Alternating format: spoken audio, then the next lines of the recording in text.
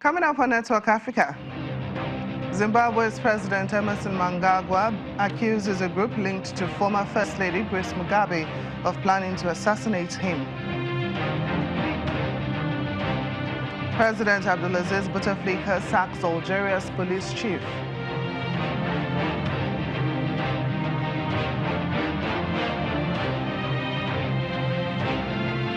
And a new report ranks Nigeria above India with people living in extreme poverty.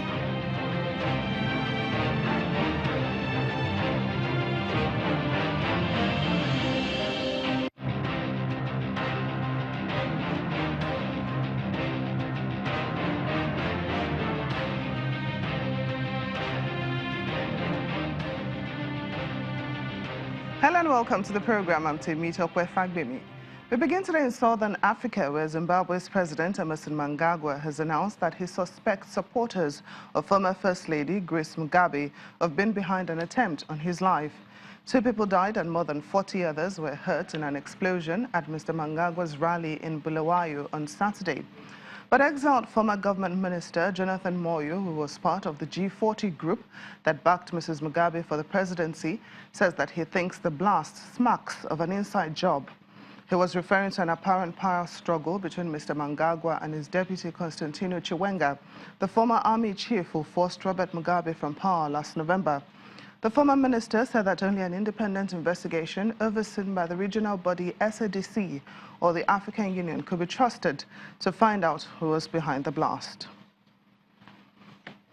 So let's get more on this story from a senior lecturer of international law at the Nasarawa State University, Mr. Chukwemeka Eze. He joins us live from our Abuja studios. Thanks for joining us on the program. Thank you, Temitope. So what do you make of President Emerson Mnangagwa's statement that the Grace Mugabe faction is behind the attempt to assassinate him? I think Mnangagwa has reasonable cause to believe that the G40 masterminded the attack. You recall that last year it was rumored that Mnangagwa was poisoned by the Grace Mugabe faction. And last year too, it was the grace of God that saved Mnangagwa from being killed. So since Mugabe was ousted by the military, we know there are elements, the Mugabe boys, that they are not happy with Mnangagwa. So basically, that's the first suspect. The first set of suspects will be the Grace Mugabe set of suspects. And Mnangagwa was former security and intelligence chief. So his suspicion will not be easily dismissed. But I think we have to wait for the final investigation to take another look at this allegation by Mnangagwa. Now, the president made his suspicion known in an interview with the BBC. Is that really the right platform for him to level this accusation? Isn't that defamatory? I don't think it's defamatory because he has the army with him, he has the security chiefs with him. I think he's more informed than any other person in Zimbabwe. He's the #1 citizen. And as for speaking with BBC, you recall that he has warmed himself back to Britain. Robert Mugabe had a running battle with the former colonial power. But Mnangagwa has warmed himself back to the Commonwealth, to Britain. So Britain is a big brother now. We want the transition in Zimbabwe to succeed. So BBC is a veritable platform to speak to the world, as Mnangagwa wants to regain the international confidence that was lost during Robert Mugabe's tenure. Now, a member of the G40 group that backed Mrs. Mugabe for the presidency says he thinks the blast smacks of an inside job that's within the ruling party. Could there be any truth to this claim? The G40 that is being suspected is still ZANU-PF, but another faction. I think Jonathan Moyo means that it's somebody from within the faction of Emerson Mnangagwa. That suspicion, we need time. There are many conspiracy theories.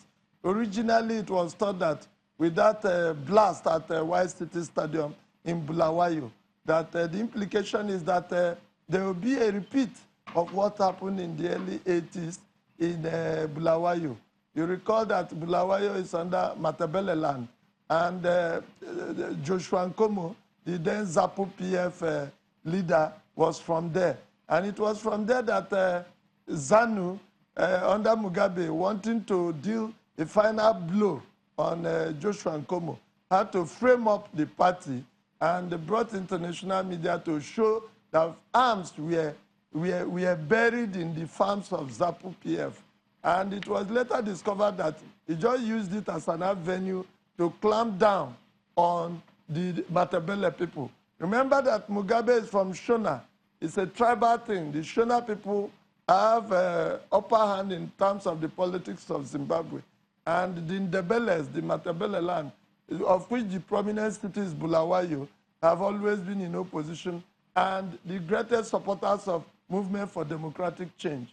So it is that conspiracy theory had it that perhaps Mnangagwa wanted to clamp down on the opposition. So this is another version of the conspiracy theory. So the conspiracy theories will continue until the result of the final investigation is known. So how should the police and the judiciary in Zimbabwe react to these claims and counter-accusations? The judiciary is not supposed to react except for what is brought before it. As for the police, they will wait for others. The law of Zimbabwe should be clear on the matter as to who should investigate. But this is a high-profile bombing. It will go beyond the police. I think the police will have a role to play. All security agencies will certainly play a part in the investigation. So as for the judiciary, perhaps at the end of the day, when the culprits are caught, they have to be charged to court, and the judiciary will do its work. But it's not supposed to react at this point in time. They have to wait for their turn. Mr. Chukwuemeka, thank you so much for joining us on Network Africa. Thank you.